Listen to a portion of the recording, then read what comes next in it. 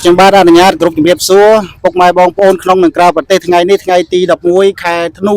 ខ្ញុំបាទនឹងក្រុមការងារតំណាងអង្គភាពហេរ៉ូមែនញូបានចុះមកខេត្តបន្ទាយមានជ័យហើយថ្ងៃនេះផងដែរក៏សូមអនុញ្ញាតជម្រាបនាំពំនៅពាក្យពេចន៍សម្ដីរបស់លោកអ៊ុំដែលគាត់មកនៅទីនេះប្រហែលថ្ងៃប្រហែលខែហើយអញ្ចឹងក៏សូមជួបរួមសម្ដាប់ទាំងអស់គ្នាសូមជម្រាបសួរលោកយាយចាជំរាបសួរលោកយាយឈ្មោះអ្វីដែរខ្ញុំឈ្មោះអៀងសូនលោកយាយមុនអញ្ជើញមកពីណាដែរមកពីភូមិអូអាស័យសង្កាត់អូអាស័យក្រុងប៉ោយប៉ែតខេត្តបន្ទាយមានជ័យមករយៈពេលប្រហែលថ្ងៃដែរហើយយាយពីយប់3យប់ហ្នឹងតាំងថ្ងៃទី9ថ្ងៃទី9មកដល់ថ្ងៃនេះហើយជា3យប់ចា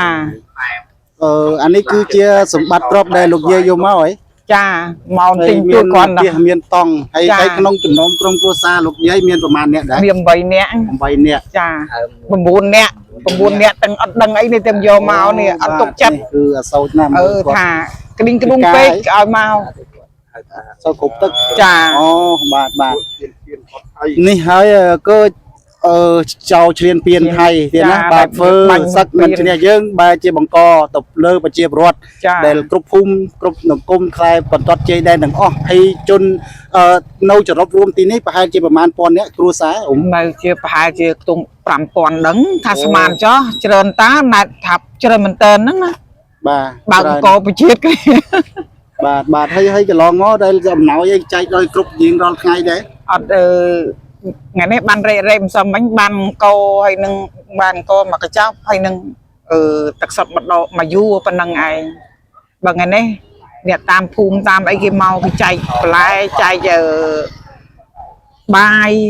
ហើយថ្ងៃមិញគឺមាននំប៉័ងនំអីចឹងណាគេចែកមករេរហូតហាយរហូតតាម